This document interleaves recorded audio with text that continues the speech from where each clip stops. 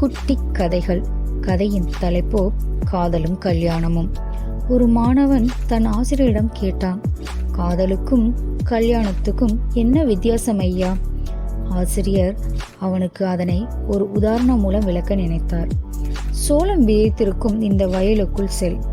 அங்கு இருப்பதிலேயே பெரிய சோளத்தை பறித்து வா. ஆனால் நீ சென்ற பாதையில் திரும்பவும் வரக்கூடாது. ஒருமுறை பறித்த பின் மீண்டும் பறிக்கக்கூடாது. அந்த மாணவன் வயலுக்குள் சென்றான். முதல் வரிசையிலேயே மிக பெரிய சோளத்தை கண்டான். ஆனால் அதைவிட பெரிய சோளம் பின்னர் கிடைக்கும் என்றும் அதை பறிக்கவில்லை. இரண்டாவது வரிசையிலேயே அதைவிட பெரிய சோளம் ஒன்று இருந்தது. ஆனால் அதைவிட பெரிய சோளம் இருக்கும் என்று நம்பி அதையும் பறிக்கவில்லை. ஆனால் அதற்கு பின் அவன் பார்த்த சோளங்கள் எல்லாம் சின்னதாகத்தான் இருந்தது. மிகப்பெரிய சோளத்தை அவன் மிஸ் பண்ணிட்டதாக நினைத்து வருந்தினான்.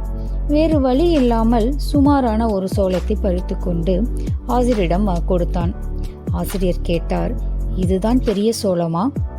மாணவன் கூறினார், இல்லை சார், அதைவிட பெரிய சோளத்தை எல்லாம் பார்த்தேன். ஆனால் அவற்றை விட பெரிய சோளம் கிடைக்கும் என்று அவைகளை விட்டுவிட்டேன் என்றான். ஆசிரியர் சொன்னார், இதுதான் காதல்.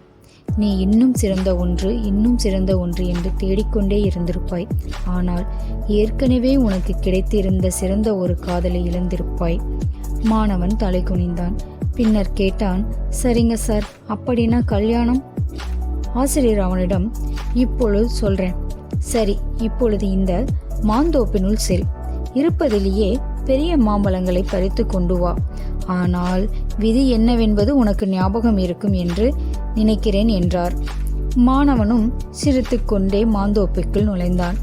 கண்ணில் தென்பட்ட முதல் பெரிய மாம்பழத்தையே பறித்து கொண்டான். ஆனால் மாந்தோப்பினை கடக்க கடக்க அதைவிட பெரிய மாம்பழங்கள் நிறைய இருப்பதை கண்டான்.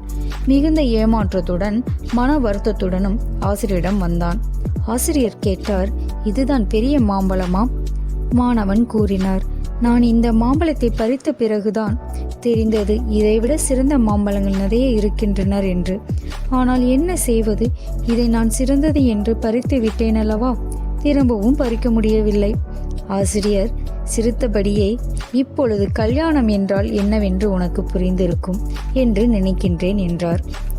இந்த கதை உங்களுக்கு பிடிச்சிருந்துச்சுன்னா லைக் பண்ணுங்க, ஷேர் பண்ணுங்க, சப்ஸ்கிரைப் பண்ணுங்க. தேங்க்யூ.